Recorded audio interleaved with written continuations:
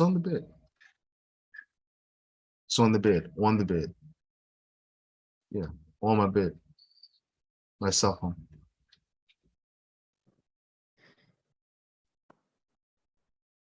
It's on the bed. It's on the bed. On the bed.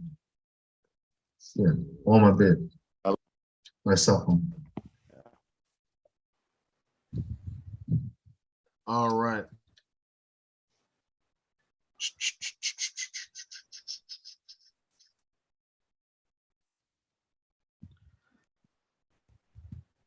All right. How you doing?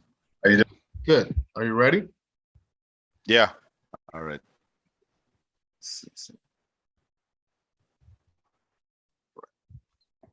All right. How was your weekend?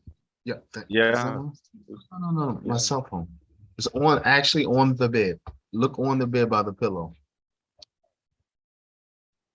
Yes, how was your weekend? Yeah, it's good. All good. Good.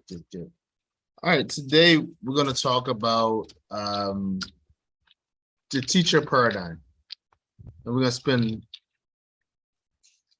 several days on this. And basically what the teacher paradigm is how we go through a lesson.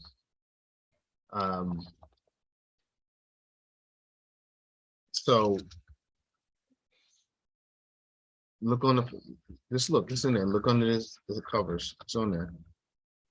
Oh, you know what? I'm sorry. It's right here. Okay.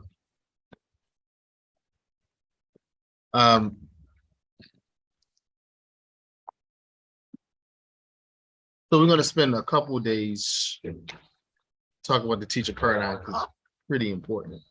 And then from the paradigm, we're going to go into, well, we're just going to spend a lot of time talking about the teacher's paradigm. And then we will go into the grammar, the boot camp after the paradigm. So first thing, we have a bunch of students that want to learn English. They want to learn anything. What do we do?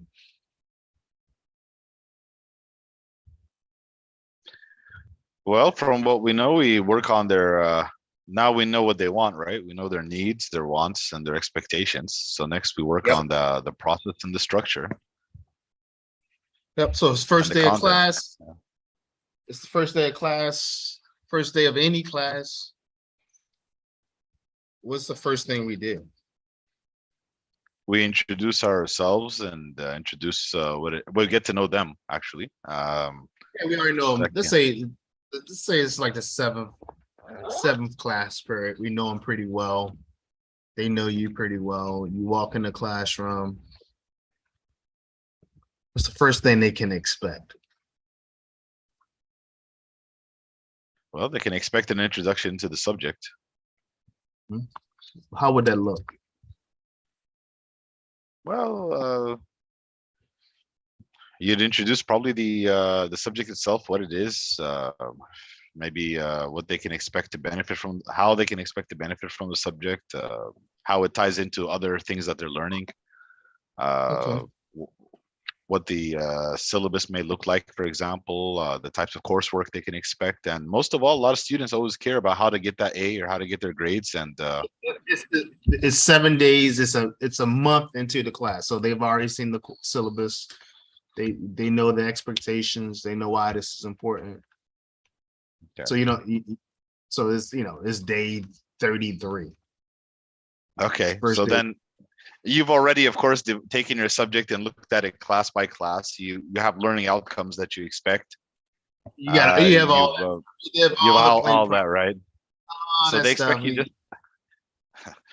they expect you to walk in and do your thing that you've been doing for 7 days. I mean, they definitely don't expect too many changes. What's the thing? What's the thing you do every day? Well, you teach. Depending on how you do your how you organize your classes. Right. So, good morning, class. I hope everyone's well. What's next? I'll give you a Well, hint. you know, review. You can review first of all what's been taken. That's not bad. I'll give you a hint. Remember, we ended the last talk. We talked about crashings, effective filter theory, right? And so you got to make that filter small. Mhm. So how can we make that filter small? Keeping in mind, some students, you know, their wife yelled at them, "Oh, you're going to English class? Oh, yeah, I guess there's some girls there. You're going to talk to some women there, huh? Yeah, yeah, that's why you wanted to learn English." And then other people, before they walked in class, they got a bill. How am I gonna pay that bill? And other people, they need that 6.5 on the house. And I don't know. It's day 7. And then I don't know. It's 6.5. And then other people, they were stuck in traffic, they barely made it there, they didn't know they were gonna make it. How do we get everybody on the same mental wave? Well, you need to get these things out. I mean, you have to find out about that. I vaguely remember something about contextualizing the lessons, right? Trying to somehow bring in their stories or their where they're coming from, and knowing that, and then giving that your lesson, or making your lesson appropriately balanced, and within that. That may or may not work. Some people's story you probably don't want to hear about. It might drain it might drain you, might drain the class, might be too time consuming, right? Mm-hmm. You might only have 50 minutes. You might only have 2 hours. You might only have 30 minutes, right? So it may not be the best move, or it may be. Depends on the situation. But remember, we're thinking in context too of learning English, right? Learning a language. So now let me drag this out. We're going to start off with a warmer. Okay. And what I found is, if I go right into the class, any class, particularly, but especially classes where students have a lot of anxiety about, without doing a warmer, I find that the class is rocky, meaning it's hard to get the students engaged, and I'm kind of just trudging along. And I'll be honest with you, sometimes I forget to do a warmer, or not forget to do a warmer. We got so much stuff going on. I got to tell them this, I got to tell them that. We got to test tomorrow. But I find when I do take the time to do a warmer that's planned, that the class is smoother, and we have a better rhythm. The warmer is only designed to get everybody in learning mode. That's the only thing it's designed to do, and it actually does work, because people do have all these different things on their minds, and so we want to get them in learning mode, even if they've been in class all day, and there's a situation where, you might be the 4th instructor and there's English, and well, they're already in learning mode. Well, maybe, the last instructor said something that rattled them, "Oh, you guys got a test tomorrow." "Oh, we didn't know, it's not in syllabus." Right. So you want them to be on your page, and you can do that with the warmer. The warmer is designed, again, to get everybody in learning mode for your context. Okay. The warmer does not necessarily have to do anything with the class. Right. So this was hard for me, because I grew up, when I went to school, it was the drill. It was called the drill. I don't know, in the Sudan, I don't know how teachers used to start class, but in America, it used to be teachers started class with this thing called the drill. And the drill was, like you said earlier, it was a review of yesterday's class, right? It's the drill. Sit down and do your drill, right? And I, when I first started teaching, I started with the drill because that's what I knew. And then later, people's like, no, you don't do a drill. We don't do that anymore. I'm like, what do you mean you don't do that? Don't we want to review? And then, about when I started really getting heavy into TESOL and started researching and things, I realized, yeah, the drill is a bad thing. In that the purpose of the first activity is to get students on your side, to get them in learning mode. So let's talk about the quick science, because you're a medical guy, so you would appreciate this. What we know from research is when students learn, we have two barriers to get students into learning mode. One is called the reticular activating system, the RAS in the brain. And the RAS is concerned about whether we are safe, whether the information being presented is safe, whether the learning environment is safe, and whether we're in the right frame of mind. Is the teacher aggressive? What posture should we take? And if the teacher is aggressive, if the learning environment is not safe, then information will not go to the thinking part of the brain, which is the frontal lobe. So I always tell teachers, and especially for ESL instructors, but for all teachers, not especially for ESL instructors, all teachers, but ESL instructors really think about that, because we know definitely that filter exists that Krashen talks about, right? And so we got every day we have to reduce that filter because it grows. We might reduce it day 6, but day 7 it grows again. And the warmer helps us reduce that filter, narrow that filter down. And we want to take it, and it doesn't take a long time. A 2-minute warmer, out 2 to 5 minute warmer is all you need. But it's an activity that is easy. And what I like to tell teachers is that a student who didn't attend class all week can get the question right, or the activity right. Okay. And I always also like to tell teachers that it's the one victory your student can have. So I think about today. I'm teaching oral skills 101, English 101, oral listening and speaking. And I think I have one group, I have a class of 24. Out of that 24, about 5 students, they don't have a clue what's going on. I mean, they're just sitting there and they're like, we here. And they smile and they know their name. And if you ask them to read in English, they can read in English. They can read the words on the page. You can tell by their fluency that there's an issue, but they actually can read the words on the page. They don't know what the words mean, but they can sound the words out.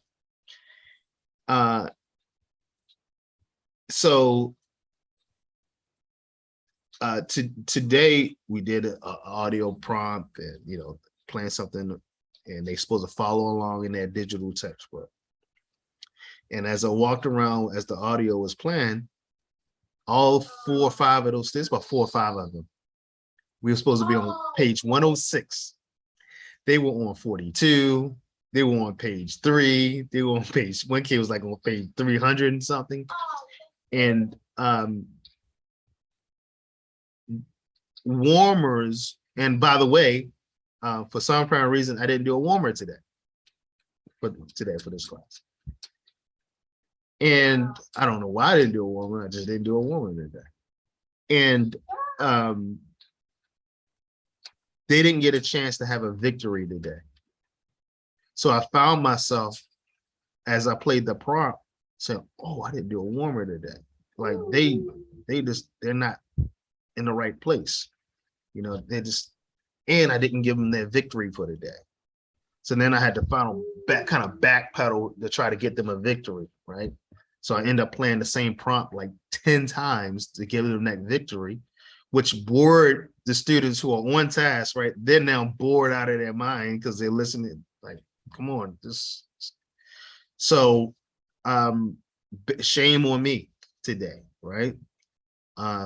If I would, that doesn't mean that if I did the warmer, they would have still been on the right page. They still may have still been on the wrong page. But what that does mean is I help reduce that filter. And maybe 2 weeks from now, they'll be on the right page. And that when they know that they're going to get at least one victory a day in English class, right? Which may be the only victory they get out of the whole day for all their classes, especially if no one's doing warmers. As I look at teachers, we often, what we do at the university, we just ignore them. We call their names on the roll and we just kind of ignore them. And because it's a competition, because they're trying to get into medical school and in dentistry, it's kind of that rank order. People kind of have the position of they're just going to get applied science or they drop out, right? So, I kind of I don't feel sorry for them. I take it as my responsibility. They're in my class, and I have a responsibility to, whether they're successful at this university, I have a responsibility to give them some English. And I found that the warmer is a good way to keep them in the fight long term. It's a good way to keep them in the fight. It's easy. They can draw back on it and they can use it as a sense of context. Normally, I personally use the warmer to set context for the lesson. That's what I do. You don't necessarily have to do that, right? You can ask you can ask students something as simple as what color is my tie today? What color is the teacher's tie today? Right?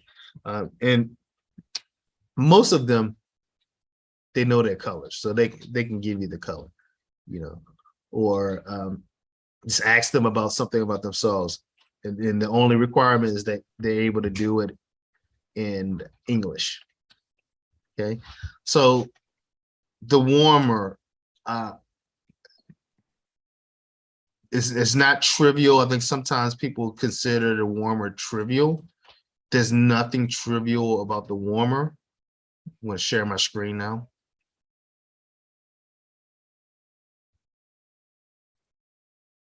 There's nothing. Can you see my screen? Yeah, I see it's beginning to share. So there's nothing trivial about the warmer. Okay. So in the context, so let's say in this English lesson, we're going to talk about exercise. Okay. So the question I might ask is, what do you do for exercise? Now,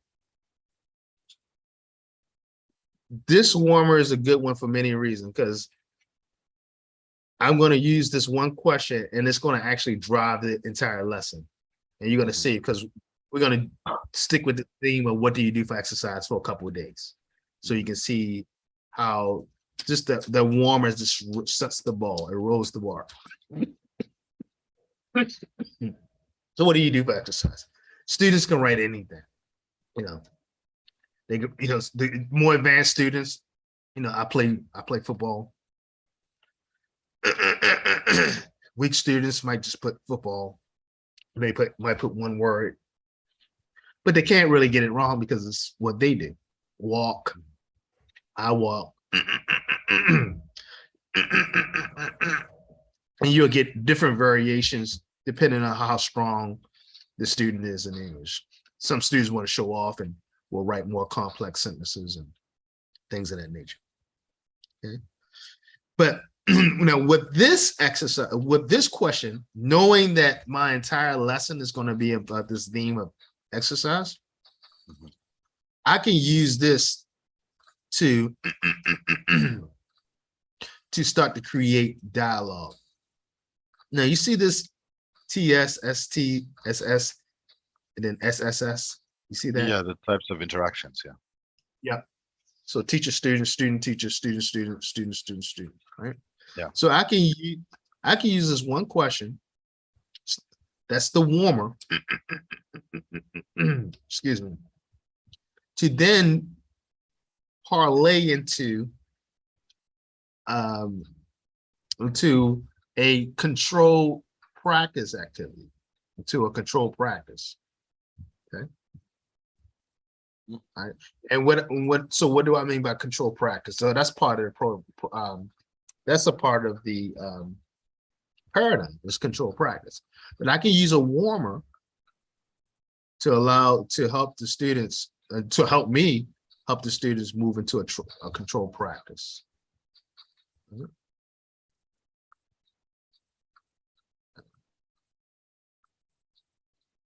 By the way, I'm going to give you a trainer's manual. So when you start your program, all this stuff will be in there for you as the trainer. You're not going to show these slides to students per se. They're different slides that you can make on your own using, or if you want me to give them, I can give you my slides. But these are for trainers. We designed, me and Dave and I rather designed these slides for trainers, people who want to be trainers. So so I'll give you these slides. I'll post them into the Google Classroom. Okay. All right. So here we say teachers make a Q&A warmer. So if we were sitting live, if I was doing a live trainer, I would make everyone right here ask some questions that would be good warmer questions. Right? When is your birthday? Easy, right? Yeah, most people may know their birthday. What do you like to eat? All right. Okay, and then we can go from here. We can go into a micro teach, and that micro teach is the teacher, student, student, teacher, student, student. So how it works is, and again, if we were live, you would get very bored because we would make you do this a lot. It would be, what do you like to do for exercise? Right. So we give them a couple minutes to do that warmer. All right. Students can't really get the answer wrong. And then I'll stand in front of the class and I'll say, I'll do my teacher. All right. And it will look like this. I'm gonna stand, hopefully you see me.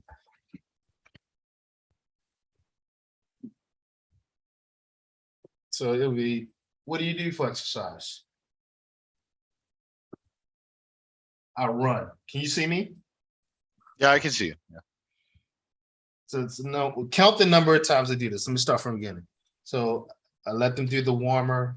They're finished. I stand in front of the class. What do you do for exercise?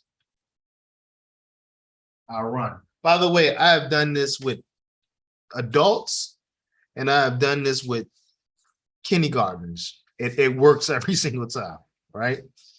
And people are like, what is this guy doing initially? What do you do for exercise? I run. What do you do for exercise? I run. What do you do for exercise? I run. What do you do for exercise? I run. What do you do for exercise? I run. All right.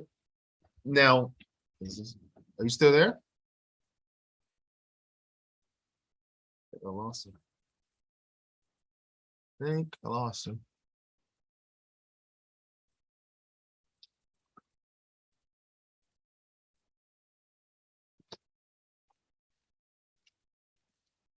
We're going to come back.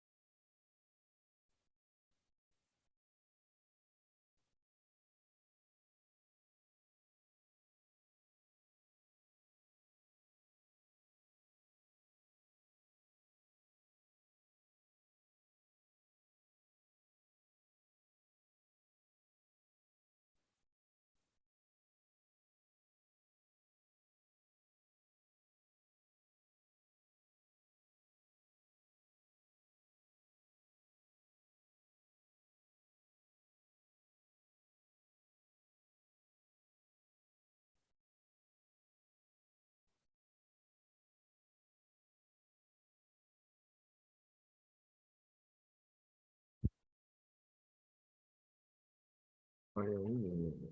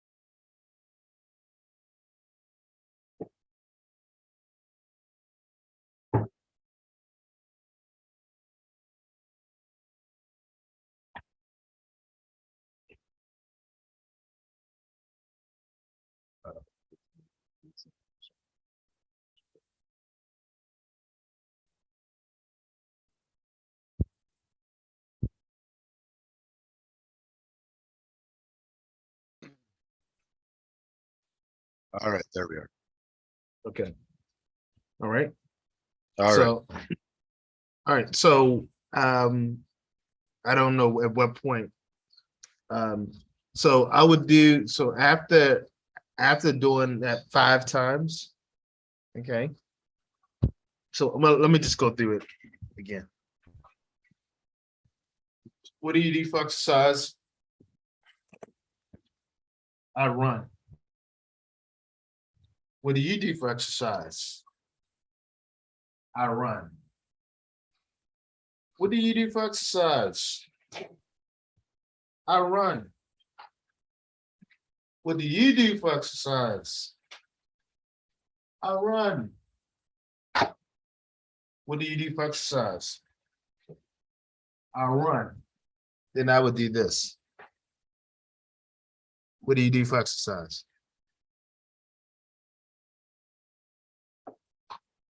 I run. There you go. And I would do that with several students. And then after I do that with several students, I would go, What do you do for exercise? I run. And I do that with several students. Then I would go, eh, eh, eh, eh, eh. And then this guy would say, what do you do for exercise? He would say, I run. Right? Then I would go front of class and I would go A, B, A, B, A, B, A, B. All the A's right here, all the B's right here. A's, what do you do for exercise? B's, I run. On your mark, you're set, go. What do you do? I run. What do you do? I run. All right. Sometimes I have a whistle. It depends on how big the group is. Woo. All right, switch. B's, what do you do for exercise? A's, I run. What do you do for exercise? I run. Now, when you do this, the most important thing is to have the dialogue on the board because some people are going to forget. And they can always go and look. So one of the things, and this is where we have to remember that we're not university professors when we're teaching ESL English, that try to avoid as much as you can asking the students questions where the answer is not on somewhere in their vicinity. You know how we like to ask students questions, yeah, I told you that last member. We talked about that yesterday, right? Try not to do, right? We kind of programmed to do that. Yeah, we talked about that 5 times this week, right? No, in the ESL, in ESL, when we're teaching a language, try not to do that. So what Dave likes to say is when you're teaching, and when you're testing, you're testing. So separate the two. So it's okay to ask questions, but make sure the answer to the question is somewhere in the student's vicinity where they can look and get the answer. So whether on the board, on the wall, on the ground, on their desk. And we encourage them to take that time to search for the answer. We may even point to the answer. What I do is I go. The other thing here too is they have to follow the script. They can't make any variation to the script. Okay, and there's a reason why. Number one, we want to make sure the dialogue is going to be grammatically correct because we're actually teaching grammar through the dialogue. So we got to make sure if we are doing a dialogue that the dialogue is grammatically correct because we want to train them to speak correctly grammatically. So we don't want them to change the script. They will have a chance to change the script. It's just not at this point. It's later on in the paradigm. Okay. All right. And I wanted to ask, yeah. So basically, a warmer is like a more, let's say, not targeted, but it's a more relevant like icebreaker. Has to do with what you plan to give them for that day. you can look at it as an icebreaker, we don't call it icebreaker because we do it every day, and we know the students, and it's just to warm them up. It's to get them in the fight, make them ready to learn, right?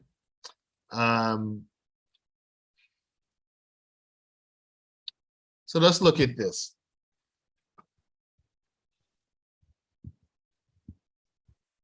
So after a warmer, then because the warmer may or may not be connected to the lesson, right?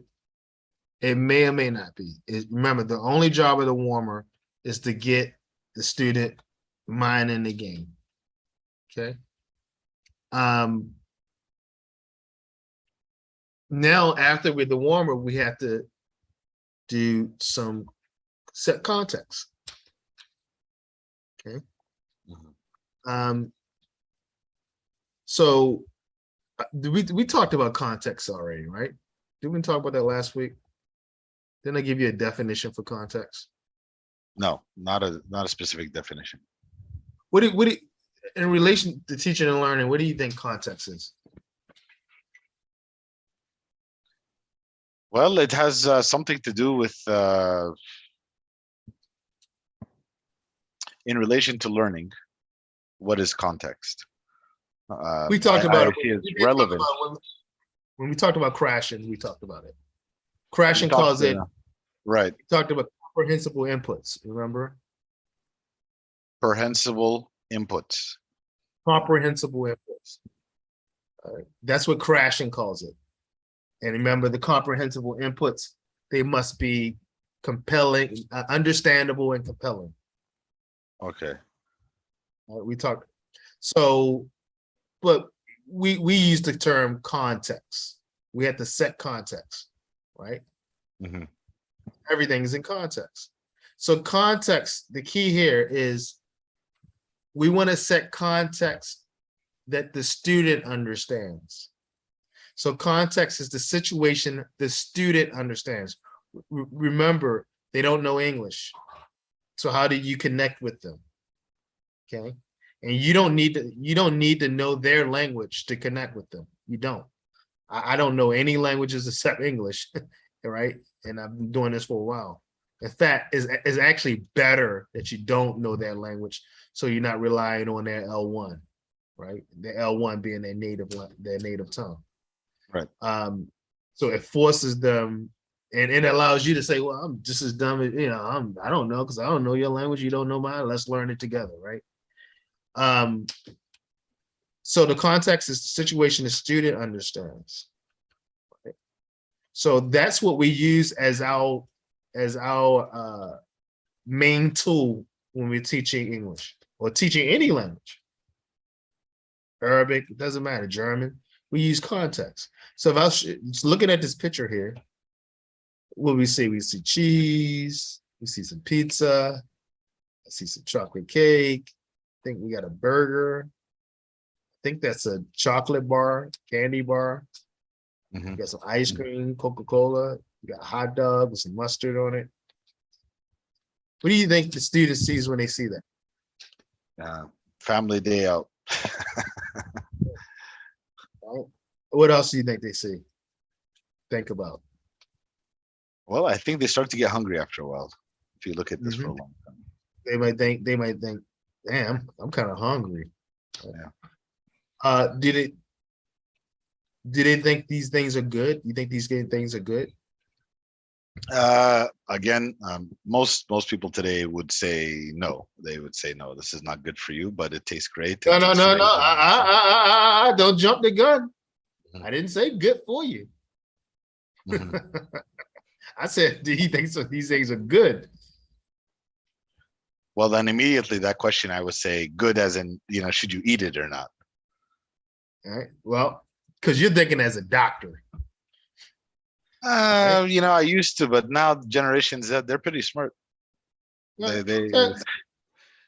But remember, they don't know English, right? Right. So do you think they think these things taste good? Yes. Yeah. I think they definitely think they taste good. All right. Because I'm making a point. Mhm. Now, this is good for you. Mhm. So you can see how we can use the context, because they know what tastes good. And they also, as you just said, these guys are pretty smart. They know things that are good for you. So when we show these two pictures, they're, unless they're, even kindergarten kids will tell you nowadays, right? So showing these two pictures, it doesn't matter if they're German, it doesn't matter if they're from Rwanda, it doesn't matter if they're from Cambodia, it doesn't matter if they're from Brazil. When you show, KG 2 and up, maybe even KG 1, and you show these, this is good, right? And then you show them this, they're automatically going to know this tastes good and we love to eat it, and it's not good for us. But these things may or may not taste good, but they're good for us. Mhm. So that's context that we can pretty much put our hats on. That has nothing to do with language. That's a human experience. That's a situation, that contextual situation that we as human beings can pretty much wrap our minds around. And that's what we mean by context here. So we need to, as we run a program, we need to have as many contexts like this. So one of the things that we normally ask people who go through the TESOL courses, we have something called a bag of context, where they take strips of paper and they write different things, different contexts, the situations down they think are universal. Right? And we use these bags of context that they have written themselves throughout the course to do different scenarios. So this is what we talk about when we talk about context. Okay.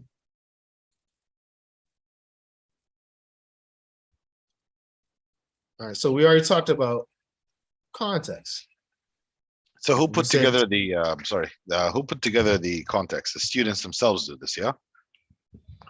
so initially I like to use this example, good and good for you, right? Mhm. And then at some then we asked them during this lesson to put together, to add things to the bag of context. It's almost like a context bank, right? Because we all need those contexts if we're going to give students opportunities to practice, right? And it avoids us using contexts that are too cultural, right? So, it's July and and we're eating crabs by the water. That's too cultural. That's too specific. Right. Everyone doesn't live on water. Everyone doesn't have access to crabs, Mhm. So it gives the trainees an opportunity to think about what is universal context that most human beings on earth could understand. Okay. Okay. So so we said context is what? The situation the student understands. Not the situation the teacher understands, the situation students understand. So what were the quick set context for model? So then we get to talk about, when you talk about context, you now have to talk about quicks. And quicks stands for keywords in context. Keywords in context. All right. So when you're talking about context, you also got to talk about cotext. co-text, CO text, Okay. context, co-text. So we all know that we read in context, right? To understand things, we read in context. So like when a student doesn't understand a word that they're reading, we don't automatically, or we shouldn't automatically give them the definition to that word. We try to let them figure out the word. I'm talking about these are advanced students. We try to have them figure out the meaning of the word based on the context of what they're reading, right? They should be able to come close to what the word means. That exercise is, we call it reading in context, but they're doing that through co-text. And all co-text says is that the words around words create context. So it allows us to define a word. So the words surrounding a word create context, which allows us to understand what words mean in a given text. Because as you know, words have multiple meanings based on the context. So the words around surrounding words help us define the meaning of other words, and then helps us of defining the meaning of a given text, you know, the overall meaning. Right. So you have context and co-text. Context, there may not be a reading exercise. Co-text is obviously there's something that the student is reading. Okay. So quicks are words that when we put them together, they create a context. Okay. Okay. So simple activity, if I go, you know, this is one where you could play charades with the students. You know, or you can, what's the other game that not where they're not moving around, but you still give them words. We call it, it was a game show called $100,000 Pyramid or $25,000 Pyramid. And there was two people, and they would the one person knew what the word is, and then they had to give words, other words that would give clues as to what the word is that the person had. So let's say I went let's say if I went Apple, MacBook, Windows, Control Alt Delete, blue screen, battery, typing, term paper, viruses. I want you to guess what I'm thinking of. Like you said, the first one, MacBook, Windows, that I thought computers. MacBook, yeah. So would you say what? Computer, for example. So a computer, or let's say the computer wasn't a word. They don't want computer. MacBook, HP, portable, Windows, coffee shop. They won't accept computer, by the way. Portable, bag, walking, Windows, HP, Brands. coffee shop, Starbucks. Like I went there. term paper, portable. It's not a laptop. Backpack. There you go, laptop. All right. Okay, so all of those words create a certain context that got you to laptop. Right. So these are the type of things that we do a lot with that. We help build vocabulary. It's fun. It's engaging. Right. Obviously, If it was a lower, if they were students who were not as advanced, we would use maybe an easier thing like um, Crunchy, Bugs Bunny, Rabbits, Orange, Rabbits, Orange, What's that? Orange? Orange, Bugs Bunny, Rabbits, It's not Elmer Fudd. Vegetable, Orange, Carrot. Crunchy, Carrot. Carrot. Yeah. I was trying to do one that maybe a lower, Okay. you know, A1 student, A2 student could pull from. I got an infestation of gnats, and I'm trying to figure out where they are coming from. And it's driving me nuts because I've sprayed everything. I called the exterminator, and they're just coming from somewhere, and I can't find out. Anyway, It's the season, yeah, or something. it's not this. They're not mosquitoes. They're just gnats. Yeah, they're these They're- little things. You just don't know where they come from. Yeah, it's the season. They swarm. Oh, it's killing me over here. They don't do anything but just bug you. Yeah. So that's context and cotext, right? We're gonna talk about cotext a little bit longer, a little bit later when we talk more in depth, rather, when we talk about teaching reading. Notice he has keep in mind, if you haven't modeled it and practice it, don't expect students to use it. Okay, so the key to teaching English on an ESL level is you have to model it first. What I did. What do you do for exercise? I run. What do you do for exercise? We have to model everything that we do. We have to model it first, right? And then practice it.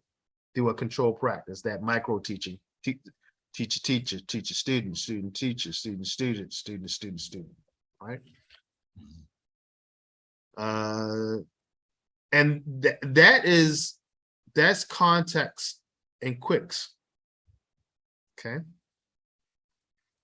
So let's talk about the first. What are the first two things in the teacher paradigm?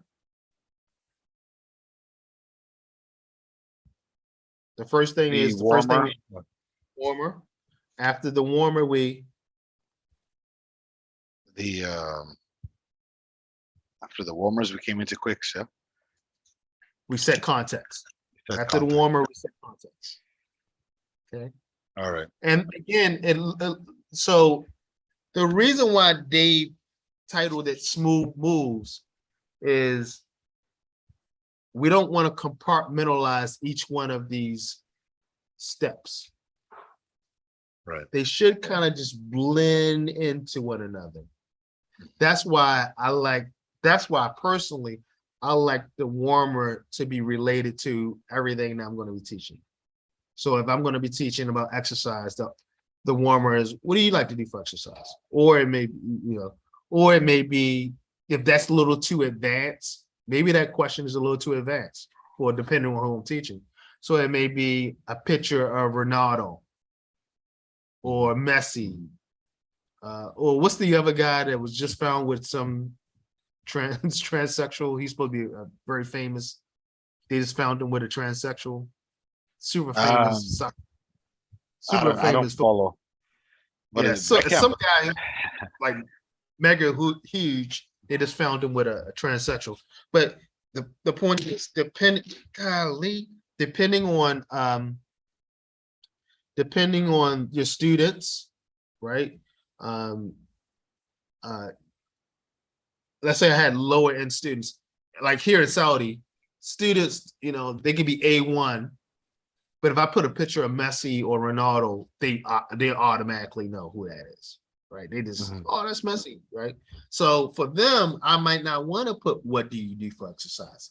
I might want to put Ronaldo's picture and a question mark, right? And they're going to understand that's Ronaldo, right?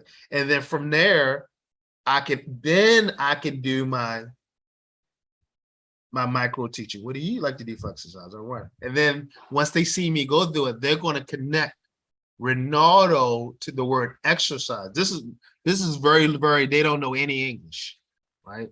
They're going to be able to connect Ronaldo to this idea of exercise, and then I can run with it throughout the whole lesson. Make sense? So here, remember the warmer is super easy. Picture Ronaldo. They're like, oh, that's pretty cool. Question mark. Huh. The question mark, they're gonna be like, oh, he wants to know either who that is or what he play. All right. We can, I can ask who is that? Who's that? Right? Ronaldo, teacher, Ronaldo, right? And then I could go into what do you do for exercise? Now that I'm building the context. So the what do you do for exercise is now turned into the context, setting the context, right? And so so that's a smooth transition and it's not awkward. I don't have to say, okay, now I'm going to go to the context part of the lesson. Students don't want to hear that. They want you to smoothly transition to every part of the lesson, right? So we got warmers, we have context. Now you read the chapter. What is the next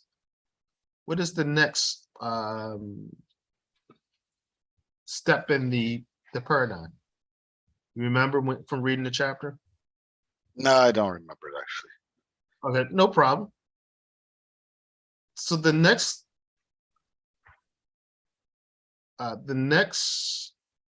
part of that, the next step in the paradigm is control practice.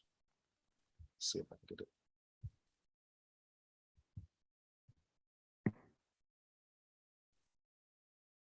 Why is it?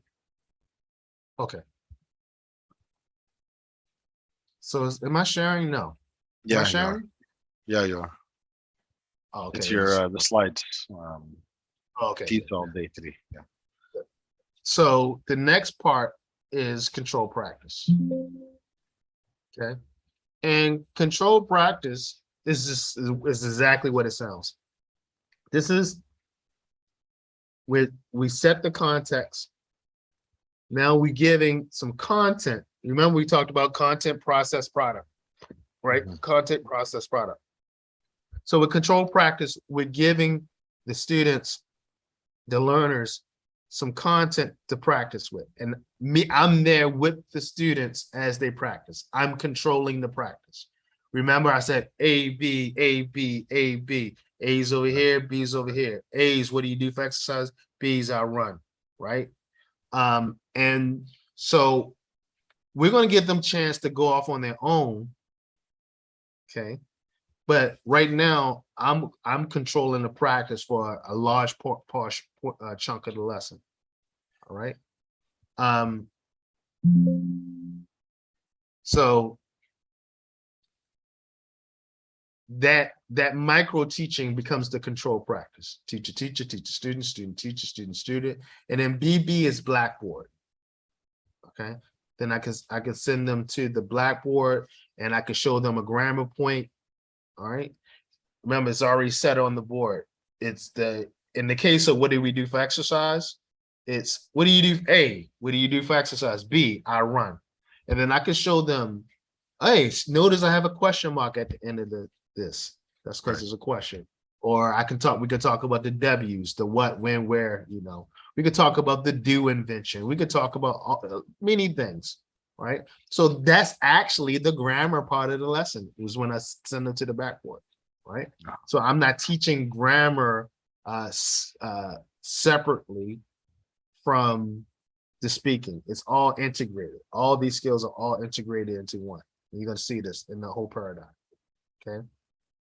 And that's basically what control practice is once you move from the warmer to setting the context, right? You set the context of, what do you like to do for exercise?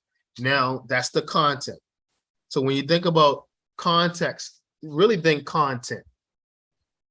That's the content that you're going to use, whether it be a video, whether it be a dialogue, whether it be a reading passage, whatever it is. When you think context, than content. And it should be appropriate to the level, right? Going from the warmer being super easy and the context being slightly a little bit harder than the warmer. Just slightly, not that much harder. Right. And then we go into the control practice. Let's play with that. Or let's play with that context. Let's play with that content a little bit. Right? Makes sense? Okay. Yeah. Yep. So not a lot to say about control practice other than you're in there practicing with the students. This is not independent work. They're going to have a chance for that later. This is normally whole group, meaning the entire class. ABA. You can do lines. The book, he tells you in the smooth moves, you can do lines, you can do circles, you can do double circles, right? You could play this many configurations. The key is everyone in the class is on their feet, normally on their feet. You ask them to get on their feet and doing something, and you're controlling it, and you're helping. And if there's an odd person, so let's say you only have 5, you're the 6th person, right? So you become B. So A, B, A, B, and I'll be B, right? So you're in there within the fight. When you hear mistakes, you're correcting mistakes, you're helping, you're smiling, you're having fun with them. You're in the fight with them. Okay. Okay. That's control practice. All right. But it's a part of the part.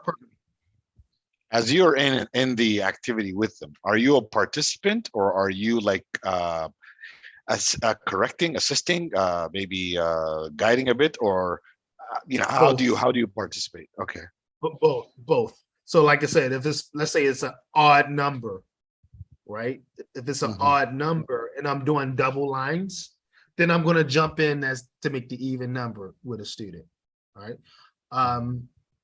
If it's even, if you have to say 6 students, then I'm walking around, I'm correcting, I'm making sure everyone's on task. All right. And it also allows me to see how long the practice should go and kind of gauge the room. Remember, we talked the first day about teacher noticing, being attuned, kind of notice what's going on in the room, and all right, this is getting too much, and let me switch it up, or whatever the case may be, right? Or they're having fun with this, and you still got a couple of people still struggling with it, right? So that's what you're doing, all right? Remember, there's different configurations in the book. Double lines, you have circle. If you do double circles, you don't need to be in the group at that point because it's double circles. So it'll be one smaller circle and then a bigger circle. And then what you ask them is, all right, inside circle or circle number 1 moves around and talks to everybody in circle number 2. So they kind of just move around. And then I say, switch. All right, big circle or circle number 2, you move around and you talk to everyone, you see. So, and I love the circles, the double lines. I love that. Why? Number 1, it's interesting. It gets them on their feet. It gets the blood moving. You're not lecturing, right? They know you're not lecturing. They're engaged, and you're giving them commands. So every step of the learning process, they're learning English because you're giving them commands. A, B. All right, first circle, you form a circle. All right, A. Form a circle. Now they're learning this idea of forming a circle. B. Form a bigger circle. Now they're understanding small and big in real time. So I love the control practice because that's where the learning really takes place. And the great thing about the control practice is they don't have to be embarrassed when they make mistakes because everybody's making mistakes at the same time, right? So you're not actually, so maybe when you do the teacher, student, they might get a little schemish because it's just you and them or 2 people together. But when you do the student, now everybody is fumbling together, and it makes them, it builds their confidence because they're saying, everybody's making mistakes. I can make a mistake. and you're creating a good learning process, a learning environment. So as the days go on, they love coming to your class because they know it's a class where they can make mistakes and nobody's gonna, nobody's gonna look down on them for making a mistake. Right. So basically, this does what? It reduces that filter. It makes that filter small. I know we have ran out of time, but I'm gonna take a couple more minutes. Okay. No worries. No worries. So then after, so now we have warmer. We have context, setting context through content. We have what? Control practice, right? Yep. The teacher paradigm. And now after control practice, we have the vocabulary. Here's where we go to, the board, or we can give a handout, right? Or maybe even we point in the textbook if there's a textbook. For ESL, I really don't like textbooks because what happens is it draws them back to their classroom days. I don't want my ESL class to feel like a school day. I want it to be distinctively different than a regular school day. Make sense? So I'm trying to stay away from textbooks. So I might give them a handout, but most of the time it's me and the blackboard or the whiteboard or whatever, or the chalkboard, or whatever I have to work with. All right. I try not to do PowerPoint. All right, especially with low level. I'm not doing PowerPoint. All right, that whiteboard, because I can give them the pen and they can go up there and practice. Right. Occasionally I'll do a handout. Okay. But the key here is for vocabulary, you're going to have flashcards. Where are my cards? I think if I'm a good TESOL teacher, I should have some cards right here. You can make them. Here's one. See, I'm a good teacher. Here's one. And this is for the what do you do for exercise? Can you see that? Yeah, I see it. For the what do you do for exercise lesson? All I did was take a little plastic sleeve. I think I had this thing for 5 years, right? Right. And there's a guy playing tennis. Right? So, and then I could put on the whiteboard tennis, or I could say tennis. Right? Tennis. Right? Just with these flashcards. See if I have another one.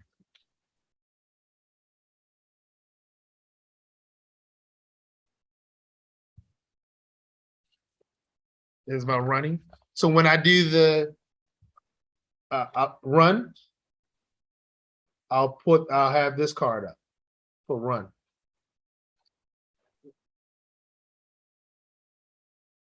Okay. I should have a whole bunch of them. But you get the point of it. So here, now remind you, I'm still operating off that core context of what do you do for exercise? Yeah. I haven't changed, but now I'm going to switch it up a little bit. So instead of I run, it's I play tennis. So now the dialogue changed from what do you do for exercise? I play tennis. So now I'm building that vocabulary within the context of exercise. Where's all my cards at when I think about it? Here's another one. This is yoga. I think that's yoga. What do you do for exercise? I do yoga. I do yoga. You see? So for the vocabulary, notice I don't have the word yoga because I'm going to put it on the board as a dialogue. So they'll see the word on the board. Remember, they can always go back and look, right?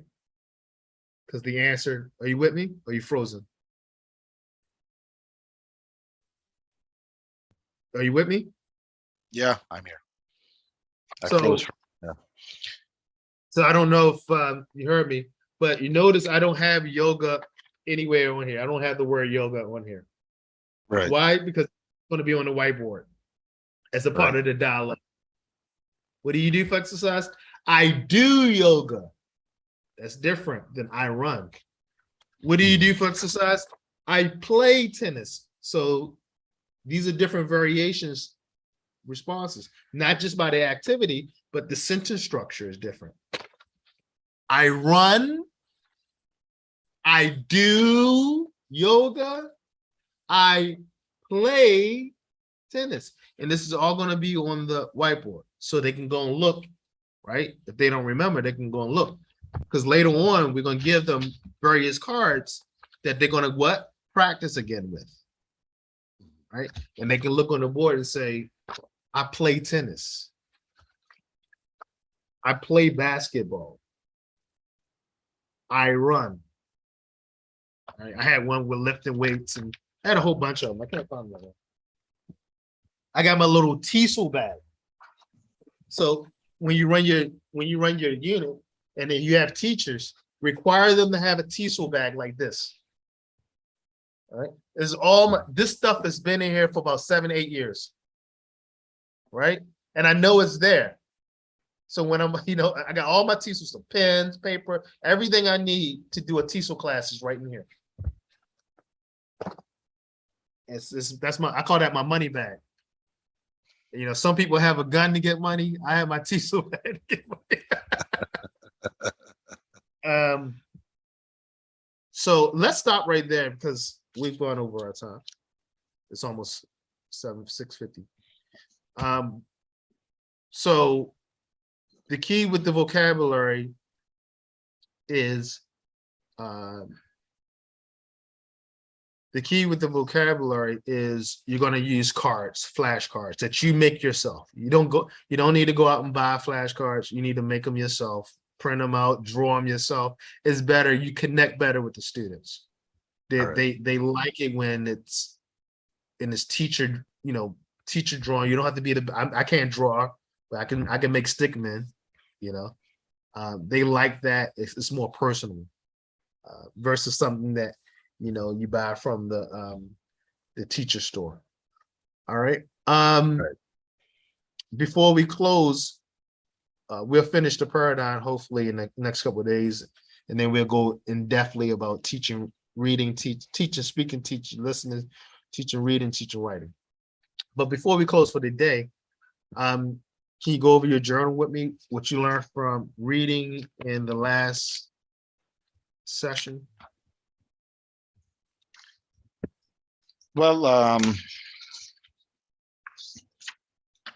need some keywords.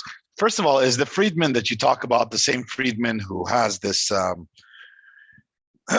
wrote a paper about Colby's learning styles inventory and did an analysis of it? Is the name Donald Freeman? I think so. Probably is because Donald Freeman he's still around. I think, in fact, or something. Yeah, he's been around for a while. He has a session he's doing in Turkey next. I was gonna go, but I don't know. They want too much money. They want like $700. So I don't know. I'm gonna spend $700 for that. It'd be nice to meet because he knows Dave. So I wanted to say, hey, Dave, because him and Dave used to work together. But it probably is Donald Freeman. He's really big into action research. Okay. All right. Okay, so basically what did I learn from last time? To be honest, I went through some of the material. I didn't get I saw that he had been discussing this model right now that you've been talking about. I didn't understand it very well from the text. Which one? Which one? There was these exercises to do in class, and he had this section about that, right? Yeah, so I didn't get it. Right. I didn't get exactly what he was doing. So what they're part of the control practice. So he's Okay. giving you, what he's trying to do with the Smooth Move book is give you things that you can actually do in your classroom with a little bit of space that represents control practice, getting students on their feet. What we really want to do, remember we talked the first day, the difference between CELTA and TESOL is that we're more, we're not heavy into the vocab and terminology, but Right. we want to get students on their feet applying. So what he's doing is showing you some things that you can do in the double lines, the double circles, the triple lines, the moving lines. There's all these things that you can do. You can create your own ones. But the key is control practice. Have them practice that context, which is content, right? Content that sets a context, right? Right. And practice it. That's what he wants you to do. Get them on their feet. This is not a regular class where you stand in front. No, we want to get them on their feet. We want them talking as much as possible. Student-centered learning. All right. So anyway, sorry. So that part, I really just looked more. I read it, but to be honest with you, it didn't stick too much. I read it twice. I went through the material, and then I decided to read ahead a bit to get more context about what he's really talking about. And and then this was last week, and then I didn't read it in between. So I guess, because I didn't review it, I can't really remember all of the details. I know I wrote down a lot of stuff and what I had the key takeaways from that, and I put it in a document. But if you were to ask me off document, what was it about? I remember certain things from our discussion. I remember being on the hyphen, teacher researcher. Yeah. And I remember you discussing the grammar theory, right? That Chomsky had talked about, how it can be more of an innate process than an acquired.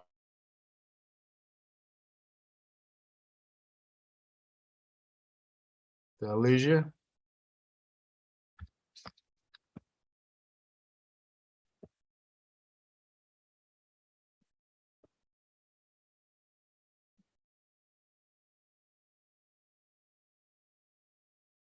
Did I lose you?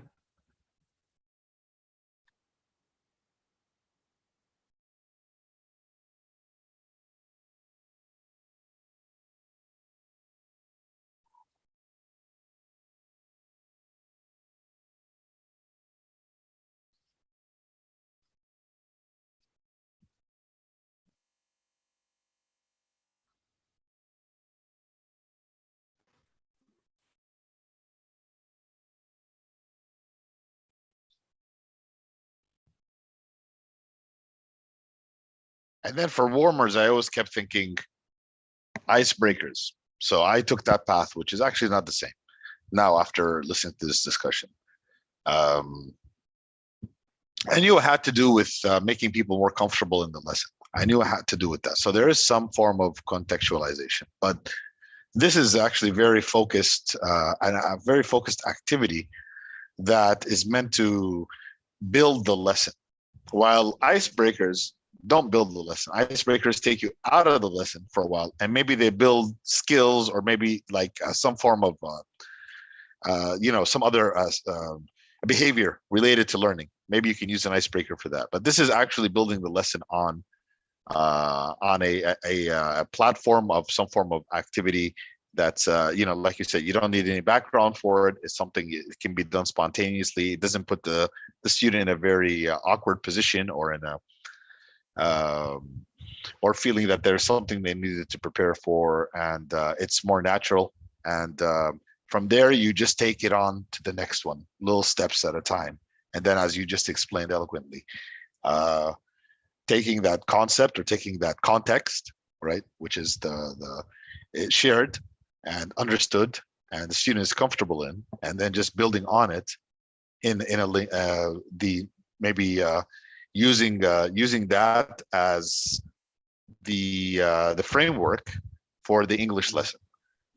So working around it and always coming back to that point. So basically, it's like a baseball player. He's on first base trying to steal second base, but he's always close to first base. So he gets out a little bit. He's not comfortable coming back to first base, and he's There you safe. go.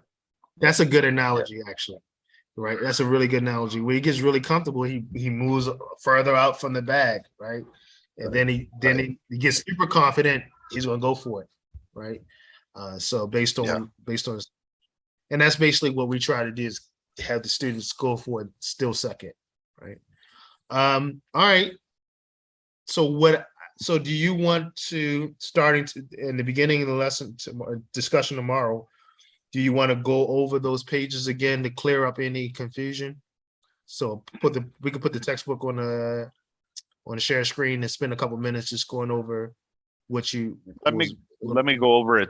Let me go over it today, and then what I'll do is I can send you maybe the pages if I have difficulty with certain areas, right? I can just screenshot it for you and put it in a little document and tell you. I'll put my questions ahead of time and send it to you. No, that's fine. We can do it spontaneous. I like spontaneous. So Okay. just go over it tomorrow when we start. Okay.